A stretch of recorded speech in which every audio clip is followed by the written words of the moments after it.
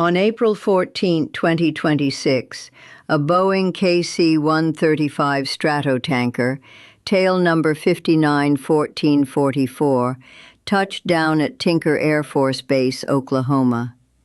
To the casual observer, it was another aging workhorse returning to the Oklahoma City Air Logistics Complex. To the seasoned strategist, it was a visual testament to the fraying edges of American global dominance. The fuselage was not gleaming aluminum, but a mosaic of speed tape, high-durability aluminum pressure-sensitive adhesive used for temporary structural repairs. This aircraft did not suffer from mechanical neglect. It bore the scars of a new era of kinetic contestation. The arrival of 591444 at Tinker marks a critical inflection point in the United States Air Force, USAF, logistics chain. Current intelligence and tactical reports confirm that this specific airframe was among the assets caught in the crosshairs of the March 2026 Iranian missile and drone swarms directed at Prince Sultan Air Base, PSAB, in Saudi Arabia. While the Pentagon initially downplayed the severity of the damage to non-combatant support assets, the site of 59-1444 suggests a desperate effort to keep the airframe pressurized long enough to cross the Atlantic for a final assessment. The damage profile of 59-1444 is consistent with shrapnel penetration from Arash series loitering munitions and Fateh 110 short-range ballistic missile strikes. Small, high-velocity punctures peppered the mid-to-rear fuselage, compromising the skin's integrity. Field technicians at PSAB utilized miles of aviation-grade tape to seal these breaches, a temporary Band-Aid for a multi-million-dollar strategic asset. Tinker Air Force Base is the final hope for such aircraft. As the home of the Oklahoma City Air Logistics Complex, OCALC, it provides depot-level maintenance for the most critical components of the U.S. aerial triad: the KC-135, KC-46, E-3 Sentry, E-6 Mercury, and the B-52 and B-1B bomber fleets. However, behind-the-curtain sources indicate that the facility is reaching a saturation point. Kai Greet, a veteran military aviation analyst for The Aviationist, noted the grim reality facing the fleet. With existing technical facilities, Tinker is the logical destination for an aircraft so visibly damaged. While the future of 59-1444 remains officially under evaluation, we cannot ignore the high probability that it will be retired and parted out to sustain the remaining fleet. The KC-135 Stratotanker is a relic that refuses to die, yet the cost of its immortality is rising exponentially. Based on the Boeing 367-80 prototype, the KC-135 entered service in June 1957. The youngest airframe in the fleet is over 60 years old.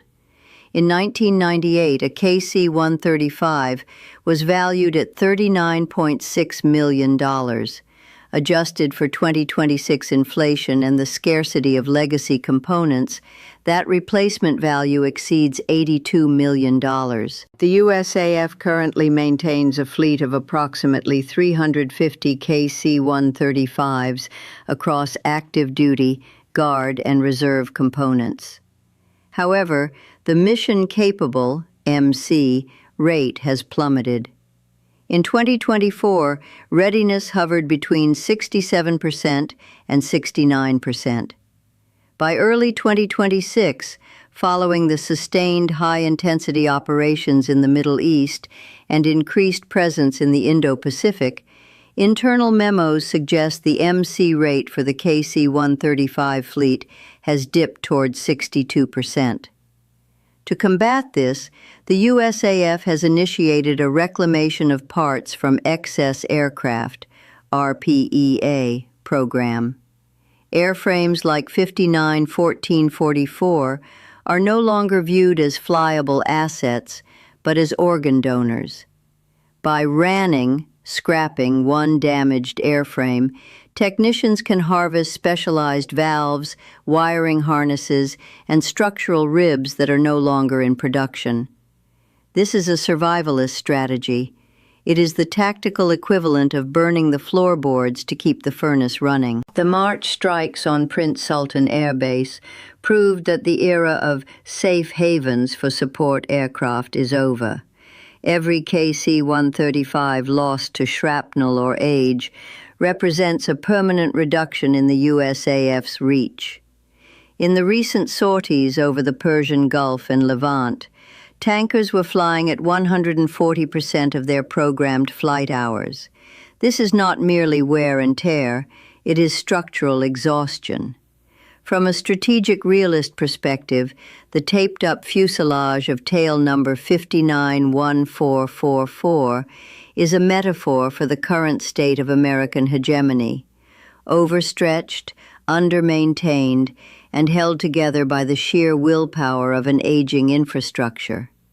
In the cold calculus of power dynamics, an air force is only as effective as its ability to project force over distance.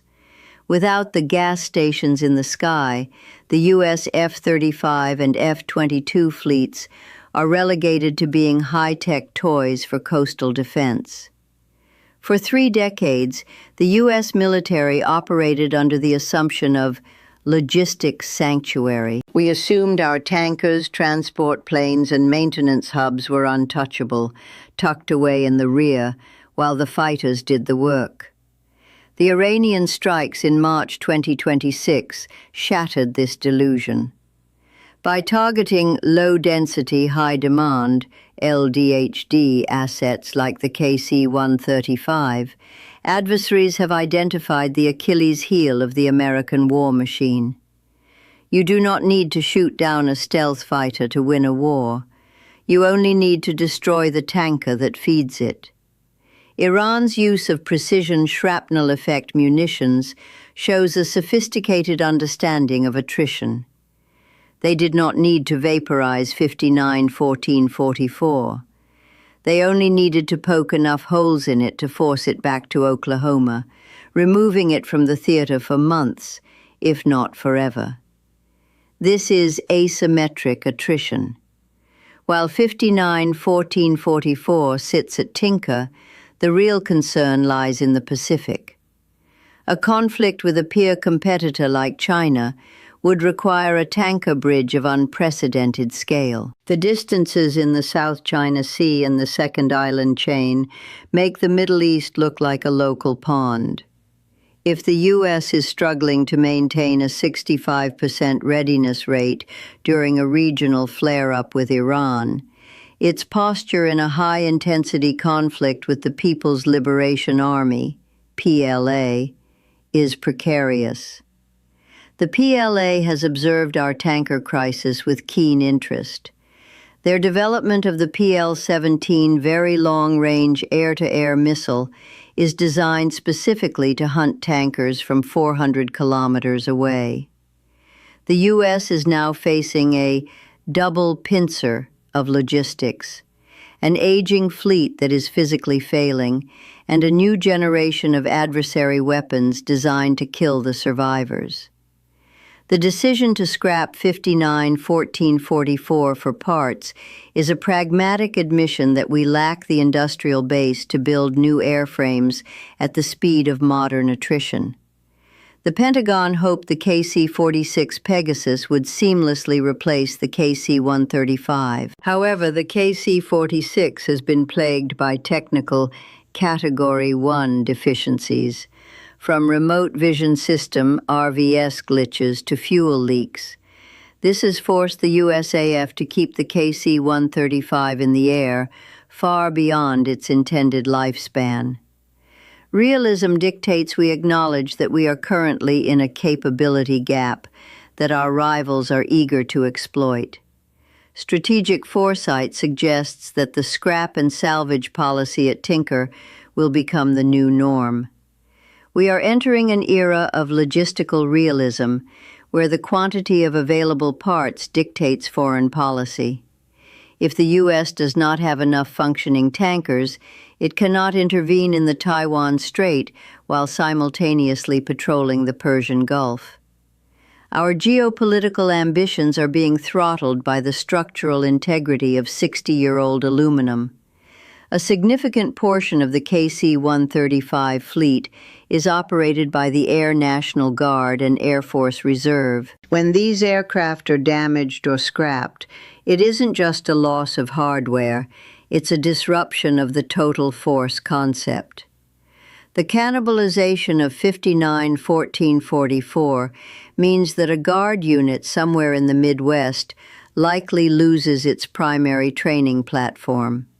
This creates a ripple effect. Fewer trained boom operators, fewer experienced pilots, and a general degradation of the human capital required to run a global air bridge. The British Royal Navy in the early 20th century faced a similar overstretch crisis. They had the largest fleet in the world, but much of it was composed of aging vessels that were too expensive to maintain and too slow for modern warfare. They were forced to scrap and consolidate to maintain a presence in the North Sea, effectively abandoning their global reach to protect the home islands. The U.S. is approaching its Royal Navy moment. The sight of speed tape on a strategic asset is not a sign of ingenuity, it is a sign of desperation. In a world of peer competition, optics matter. When our allies see our primary tankers held together by tape, they question the longevity of our security guarantees. When our enemies see it, they see an opening. The fate of 59-1444 is a signal through the noise. The United States must decide whether it will continue to tape over the cracks in its aging hegemony, or if it will commit to a radical high-speed recapitalization of its logistics backbone. Scrapping a plane for parts is a survival tactic, not a victory condition. If logistics is the heartbeat of an empire, we are currently witnessing a massive cardiac event. The U.S. Air Force remains the most powerful in the world, but its foundation is brittle. We are one major conflict away from a systemic collapse of our aerial refueling capacity. The tape-on-tail 59-1444 isn't just covering shrapnel holes, it's covering the structural vulnerabilities of a superpower in transition. Logistics wins wars, but the lack of it loses them. Currently, the U.S. is losing the war of attrition against time and physics. As 59-1444 sits in the hangars at Tinker, its legacy remains undecided. Whether it returns to the sky or is reduced to a pile of salvaged sensors and valves, its journey highlights a sobering reality. The tools of global reach are finite, and the cost of maintaining them is becoming unsustainable. This is Global Report, where we look past the headlines to the strategic gears that turn the world. Stay vigilant.